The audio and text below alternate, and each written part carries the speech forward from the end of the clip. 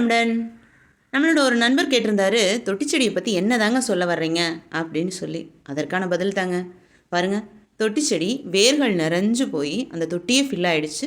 அதனால் அதுக்காக துளசி மாடத்தை மாற்றலான்னு செய்யும்போது அதை உங்களோட பகிர்ந்துக்கிறதுக்காக இந்த பதிவு. அந்த நண்பருக்கான பதிலையும் கடைசியில் சொல்லியிருக்கேன். அதாவது என் வீட்டில் இருக்கக்கூடிய அந்த பாருங்கள், வாழைப்பழத்தோல், முட்டையோடு, காஞ்ச இலைகள், வெங்காயம், பூண்டு துள்ளி, கிச்சன் வேஸ்ட்டு தாங்க இது, வேறு ஒன்றுமே கிடையாது. அதை நல்லா காய வச்சு கொண்டு வந்து உங்களுக்கு காமிக்கிறதுக்காக இப்படி காய வச்சுருக்கேன். இல்லைனா ஒரு தட்டில் காய வச்சு மேலே வரும்போது கொண்டு வந்து கசக்கி போட்டு தண்ணி ஊற்றிடுவேன். அது மட்டும்தாங்க செய்வேன்.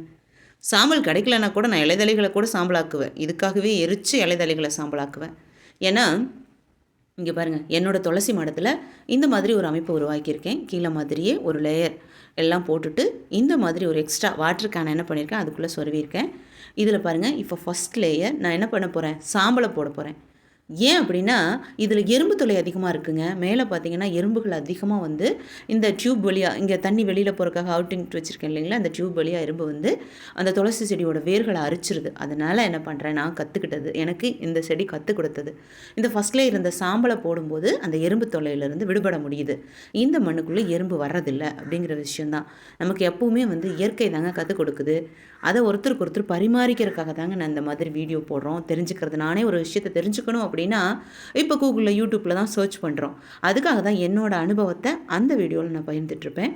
நானே பார்த்திங்கன்னா தோட்டத்தில் ஒரு மாதிரியும், கீழ்த்தொட்டியில் ஒரு மாதிரியும், இங்கே மாடியில் இருக்கக்கூடிய இந்த மேல் தொட்டியில் ஒரு மாதிரியும் தான் பராமரிப்பு பண்ணுறேன். ஒரு இடத்துல ஒருத்தர் செய்கிற மாதிரி இன்னொருத்தர் செய்ய முடியாது. ஒரு மண்ணுக்கு வர மாதிரி இன்னொரு மண்ணுக்கு வராது. செடிகள் வர்றது நம்ம மண்ணுக்கு, நம்ம இடத்துக்கு எந்த மாதிரி வருதோ அதை தான் செய்ய முடியும். அது மாதிரி தாங்க இது ஒரு சின்ன ஐடியா. நான் என்ன பண்ணுவேன், இந்த மாதிரி இந்த கழிவுகளை போட்டு தண்ணியை இதில் தான் தண்ணி ஊற்றுவேன். தண்ணி ஊற்றும் போது என்னாகும், அது நல்லா சுண்டி சுண்டி ஒரு வாரத்தில் அதனோட அளவு குறைஞ்சிரும். கீழே ஒரு வாரத்துக்கு அந்த சேரக்கூடிய குப்பைகளை எல்லாம் காய வச்சுருந்து மேலே வரும்போது கொண்டு வந்து ஒரு வாரத்துக்கு ஒரு முறை இந்த போட்டுட்டு தண்ணி ஊற்றுவேன். இங்கே பாருங்கள், இது செம்பருத்தி செடி, சின்ன பாட்டில் தான் இருக்குது. எவ்வளோ பெரிய செடி பாருங்கள். அதே முறையை தான் இதுக்கும் ஃபாலோ பண்ணிகிட்ருக்கேன். இதில் நிறைஞ்சிருச்சு, இந்த பாட்டில் ஃபுல்லாக அந்த மண்ணாயிடுச்சு, அது உரமாயிடுச்சு. இந்த செம்பருத்தி செடி பார்த்திங்கன்னா அழகாக தன்னோட வேறு இந்த பாட்டிலுக்குள்ளே கொண்டு வந்து இந்த சத்துக்களை உறிஞ்சிருக்கும். நான் அந்த வீடியோ எடுக்க மிஸ் பண்ணிட்டேன் பாருங்கள். இதுக்கும் அதே மாதிரி எறும்பு வரக்கூடாதுங்கிறதுக்காக ஃபஸ்ட் லேயர் சாம்பல் போட்டுட்டு இதுக்கப்புறம் இந்த காஞ்ச குப்பைகளை எல்லாம் போட்டுட்டு தண்ணி ஊற்றிட்டு போயிடுவேன். ஒரு வாரம் ஆகும். அப்படியே ஒரு வாரத்துக்கு அந்த தண்ணியை தினம் வந்து தினம் ஒரு முறை மட்டும்தான் மேலே வந்து தண்ணி ஊற்றுவோம். மேலே அடிக்கடி நாங்கள் வரமாட்டோம். அதனால என்ன பண்ணுவோம், இந்த மாதிரி ஒரு அமைப்பு கொடுத்துருக்கோம்.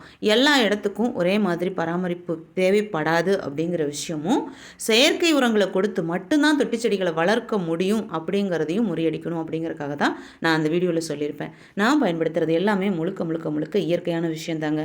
ஆமாங்க, இதுலேயும் பாருங்கள், இந்த வேஸ்ட்டாக குப்பையில் போடக்கூடிய பொருட்களை நாங்கள் குப்பை கூட வெளியில் கொடுக்க மாட்டோங்கிறத போன வீடியோலேயே சொல்லியிருப்பேன்.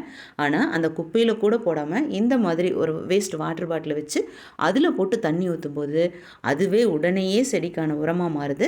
அதுக்கு மேலே லிக்விட் ஃபார்ம் உரம் அப்படின்னா யூஸ்ஃபுல்லாக நான் செய்கிறது தாங்க.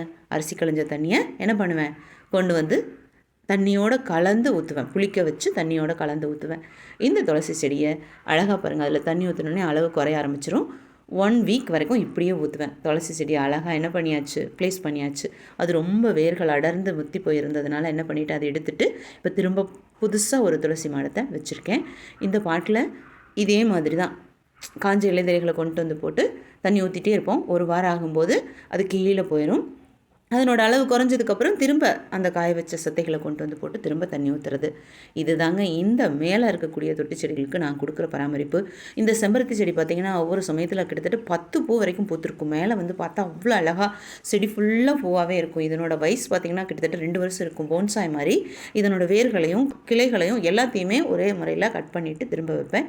இதுகளுக்கும் லிக்விட் ஃபார்ம் உரம் அப்படின்னா அந்த வேஸ்ட்டாக ஊற்றக்கூடிய அரிசி களைஞ்ச தண்ணியை புளிக்க வச்சு கொண்டு வந்து ஊற்றுறதா. இந்த உரம் அப்படின்னா இந்த மாதிரி நான் போடக்கூடிய உரங்கள் மட்டும்தாங்க கொடுக்குறேன்.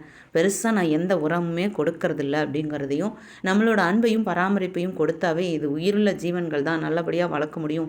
இதற்கு செயற்கை உரங்களை கொடுத்து தான் வளர்க்கணும் அப்படிங்கிற விஷயத்திலிருந்து நான் முரண்படுறேன் அப்படிங்கிறத மட்டும்தாங்க அந்த வீடியோவில் சொல்லியிருப்பேன். இது வரைக்கும் என் கூட இணைந்து பயணித்தமைக்கு நன்றிகள். வாழ்க வளமுடன்.